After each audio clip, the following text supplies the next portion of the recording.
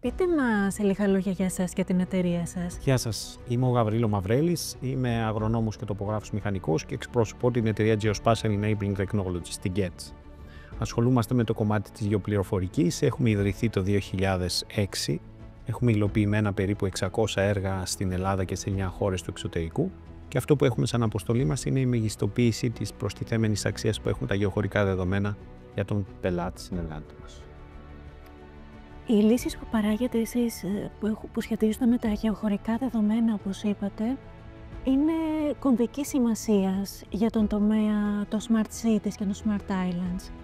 Τι είδους ευκαιρίες έχει ο συγκεκριμένος τομέας, αλλά και ταυτόχρονα ποιες είναι οι προκλήσεις? Κοιτάξτε, αυτό που εμείς εκτιμούμε ότι υπάρχει σαν πρόκληση αυτή τη στιγμή σε αυτόν εδώ το τομέα είναι το γεγονός ότι υπάρχουν ποικίλα δεδομένα τα οποία μπορούν να αξιοποιηθούν από αυτούς τους φορείς, δεδομένα που προέρχονται από αισθητήρες, από δορυφορικά δεδομένα σχεδόν ή πραγματικού χρόνου, από δεδομένα έξυπνων πόλεων, από δεδομένα τα οποία έχουν σχέση με κλιματικά μοντέλα, με κινηματική χαρτογράφηση, με UAV. Η μεγάλη πρόκληση την οποία να αντιμετωπίζουν όλοι αυτοί οι οργανισμοί είναι το πώς αυτά τα δεδομένα θα μπορέσουν αυτοματοποιημένα να τα συλλέγουν, να μπορέσουν να τα ομογενειοποιήσουν και να τα αξιοποιήσουν τελικά στη λήψη επιχειρησιακών αποφάσεων. Άρα λοιπόν να αναπτύσσουμε λύσεις οι οποίες στοχεύουν στην διοίκηση, σε αυτούς οι οποίοι επιτελούν τη δουλειά καθημερινά σε διάφορους τομείς αυτών των οργανισμών, αλλά και σε μεγάλο ποσοστό σε εξωστρέφεια των δεδομένων αυτών προς τα έξω, και οι λύσεις αυτές βασίζονται σε ένα ανοιχτό framework το οποίο έχουμε αναπτύξει, το οποίο προσφέρει ουσιαστικά αυτό που εμείς λέμε κοινή επιχειρησιακή εικόνα. Δεν είναι κάτι εύκολο, δηλαδή εμείς εκτιμάμε ότι υπάρχουν στην πλειοψηφία των φορέων αυτών έργα τα οποία δεν είναι συνδεδεμένα μεταξύ τους, δεδομένα τα οποία δεν αξιοποιούνται συνδυαστικά, υπάρχουν σιλό δηλαδή αποκλεισμένης πληροφορίας που δεν υπάρχει διασύνδεση. Και αυτό ακριβώς νομίζουμε ότι είναι ένα κομβικό σημείο. Αναπτύσσονται έργα τα οποία ενδεχομένως δεν έχουν τη διαλειτουργικότητα ή τις ανοιχτές πύλες για να διασυνδεθούν με ανοιχτό τρόπο είτε προς άλλα έργα είτε να διαχέουν την πληροφορία, και αυτό είναι νομίζω ένα μεγάλο challenge στην επιτυχία αυτών εδώ των έργων που υλοποιούνται ή θα υλοποιηθούν.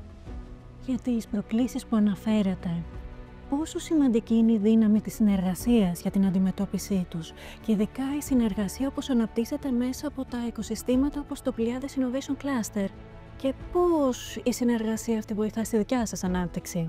Μέσα σε αυτό εδώ το οικοσύστημα μπορείς να βρεις ανθρώπους, εταιρείες, φορείς, οργανισμούς, ερευνητικά ιδρύματα που έχουν μεγάλη τεχνογνωσία αντίστοιχα σε συμπληρωματικά πεδία, και η επικοινωνία με αυτούς σου διασφαλίζει την τεχνογνωσία την οποία ενδεχομένως εσύ δεν έχεις για το πώς θα διαλειτουργείς με αυτά εδώ τα συστήματα, αλλά και πώς θα συνθέσεις λύσεις για να μπορέσεις να ολοκληρώσεις ένα καλύτερο, πιο ολοκληρωμένο περιβάλλον συνολικής λύσης για τις προκλήσεις που αυτοί αντιμετωπίζουν.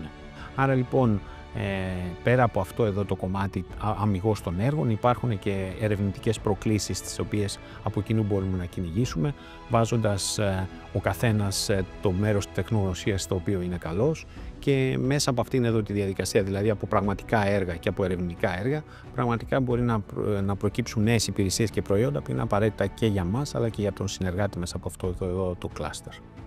Έχετε πάρα πολύ δίκιο. Σας ευχαριστούμε πάρα πολύ. Εγώ σας ευχαριστώ για τη δυνατότητα που μας δίνετε, και νομίζω ότι το Pleiades έχει ήδη ένα χρόνο που είμαστε μέλη του αποδείξει την αξία την οποία είχε αναφέρει σε εμάς, την οποία εμπράκτως βλέπουμε να υλοποιείται. Ευχαριστώ θερμά. Ακριβώς. Ευχαριστούμε πολύ.